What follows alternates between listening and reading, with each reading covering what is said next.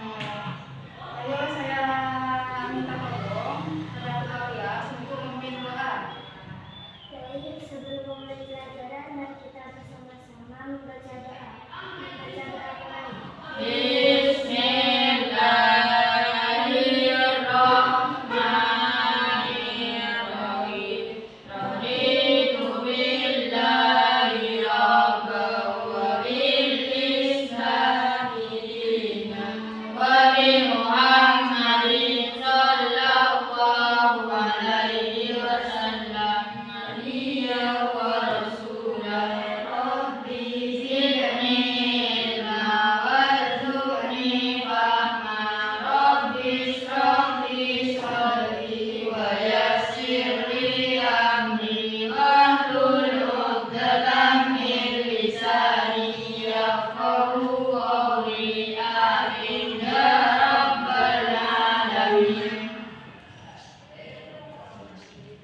Gimana, udah siap kamu belajar? Jangan ngantuk. Boleh ngantuk. Udah makan semua? Udah? Alhamdulillah. Ayo kita mulai pelajaran kali ini. Ibu akan menjelaskan tentang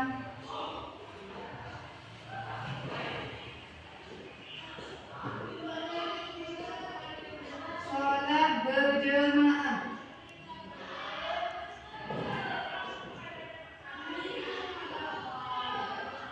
Kira-kira tahu apa itu sholat berjamaah? Ada yang tahu? Apa sholat berjamaah? Ada yang tahu? Jadi sholat berjamaah itu sholat yang dilakukan oleh dua orang atau lebih, yang mana itu ada yang menjadi imam, ada yang menjadi makmum. Itu namanya sholat berjamaah. Berarti kalau semisal sholatnya itu hanya sendiri, itu dinamakan sholat munfarid, tidak sholat berjamaah. Jadi kalau semisal kalian ingin sholat rumahnya hanya sendiri, itu bukan sholat berjamaah. Nah, apa keutamaan dari sholat berjamaah? Yaitu kita mendapatkan pahala sebanyak 27 derajat. Jadi keutamaan dari sholat berjamaah itu kita bisa mendapatkan pahala yaitu 27 derajat. Kalau sholat sendiri itu hanya 1, kalau sholat berjamaah itu 27 derajat. Nah, perlu diketahui anak-anak, kalian sudah bukakan bukunya? Ya. Di sini dijelaskan bahkan ada hadis yang menjelaskan keutamaan sholat berjamaah. Selain kita mendapatkan pahala 27 derajat, kita juga dibebaskan oleh Allah dari api neraka. Ini juga keutamaan dari sholat berjamaah. Jadi kalian kan kalau dulunya kalian kan sholat berjamaah di sini. Kalian kalau bisa di rumahnya untuk sholat baik itu asar, maghrib, isya, subuhnya itu kalian ajak orang tuanya untuk sholat berjamaah. Kalian bilang ke orang tuanya, Bu, Pak, selain dapat pahala, kalau kita sholat berjamaah kita akan dibebaskan dari api neraka. Paham? Jadi kalau bisa kalian itu terapkan ya. Terus di sini syarat sahnya sholat berjamaah. Syarat sahnya sholat berjamaah di sini yang pertama ada imam, kemudian ada makmum yang berniat untuk mengikuti imam, kemudian yang ketiga sholat dikerjakan dalam satu majelis, yang keempat sholat makmum sesuai dengan sholatnya imam. Jadi dalam sholat berjamaah itu harus ada imam, ada makmum. Terus dilakukan dalam satu majelis, satu tempat. Kan kalau di sini kan dalam masjid, dalam satu masjid.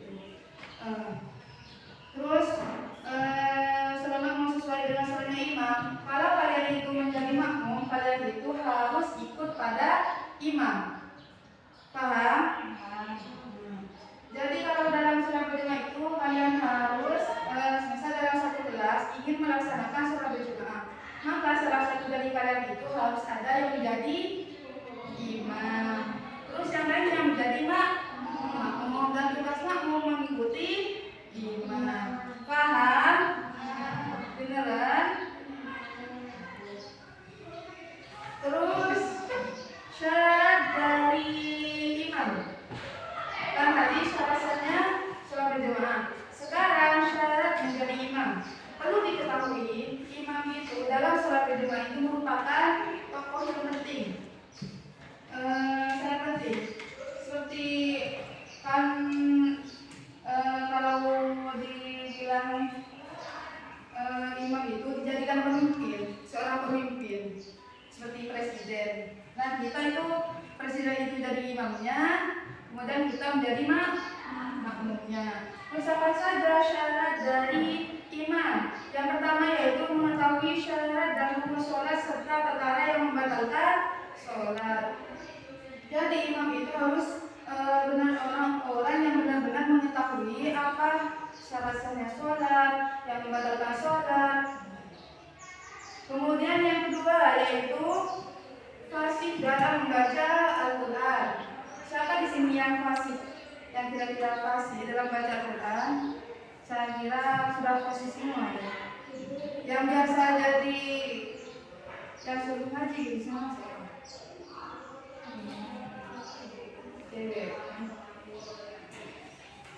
Kemudian yang ketiga, paling luas wawasan agamanya dibandingkan yang lain. Sama seperti presiden, seorang pemimpin kan harus memiliki pengetahuan yang luas, karena yang akan memimpin gitu. Sama dengan imam dalam sholat berjamaah, imam itu harus memiliki ilmu agama yang luas. Kemudian berakal. Berarti kalau orang gila jangan dijadikan imam. Kemudian baliu. Apa itu baliu? Ada yang tahu apa itu baliu? Tidak tahu? Apa? Tidak ada kelas?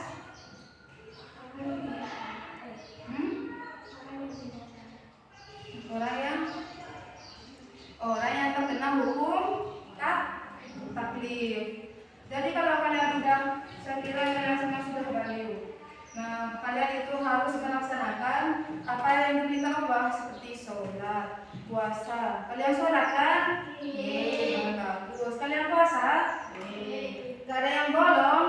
Kalau untuk yang cewek pasti, kalau haid ya pasti gak boleh puasa. Kalau cowok puasa 1 bulan penuh. Kenapa kok tidak? Karena kalian sudah bisa, berarti sudah kelas 1 SMP, harus full. Kemudian berdiri dari posisi paling depan. Jadi imam itu harus berdiri di paling depan. Gak mungkin pemimpin itu ada di belakang, pasti pemimpin itu ada di depan. Kemudian seorang laki-laki, jadi imamnya itu harus seorang laki-laki. Boleh kalian seorang perempuan jadi imam, asalkan makmumnya itu perempuan. Kalau semisal makmumnya ada laki-laki terus yang perempuan yang jadi imam, nggak boleh. Itu sholatnya tidak sah. Kemudian yang terakhir yaitu tidak sedang bermakmum kepada orang lain. Contoh, misal arul di sini sholat berjamaah di masjid. Aduh, nanti. Nah, arul di sini sudah cepatan ambil wudhu. Akan tapi imam sudah mau melaksanakan sholat. Ternyata arul sampai ke masjid. Ternyata imam sudah melaksanakan rakaat ke-4. Terus arul di sini cuma mengikuti 1 rakaat. Nah, terus siapa tadi? Dika di sini paling belakang kalau ambil wudhu, maka terus Dika di sini karena di masjid sudah rakaat terakhir, kemudian Dika tidak mengikuti, dan ternyata Arul masih mau melanjutkan rakaat yang selanjutnya, kan hanya cuma 1 rakaat yang mengikuti imam. Terus Dika di sini mengikuti Arul, maka sholatnya Dika di sini tidak sah. Kenapa? Karena statusnya Arul di sini menjadi makmum. Paham?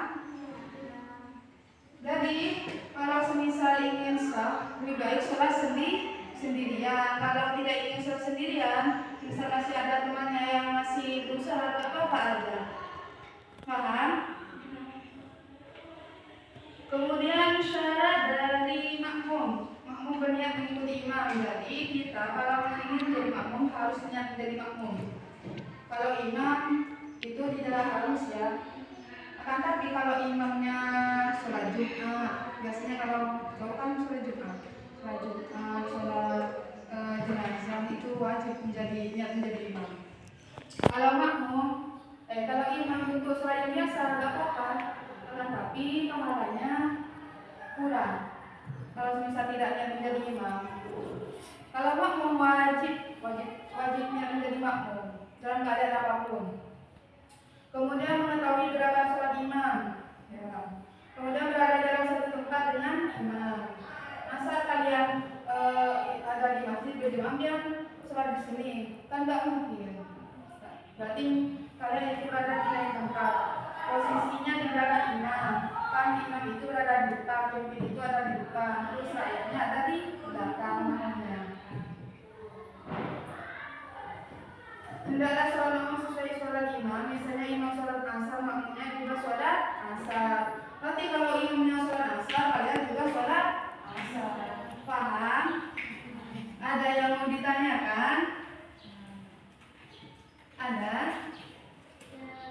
Ya, silakan. Kalau imamnya perempuan, apakah sejajar dengan imam?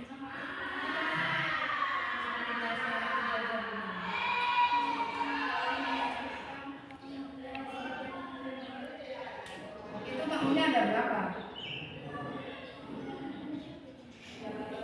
Oh, nanti sejajar.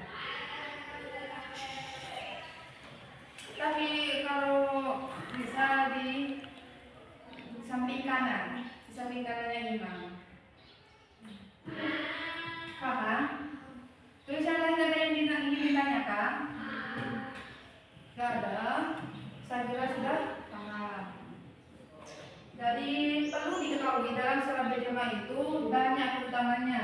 Selain kita mendapatkan pahala yang berlipat ganda, kita juga dibebaskan dari api neraka. Terus di sini saya mau buat kelompok. Ada berapa orang? 2, 3, 4, 5, 6, 7. Saya jadikan 3 kelompok, ya, 3 kelompok untuk yang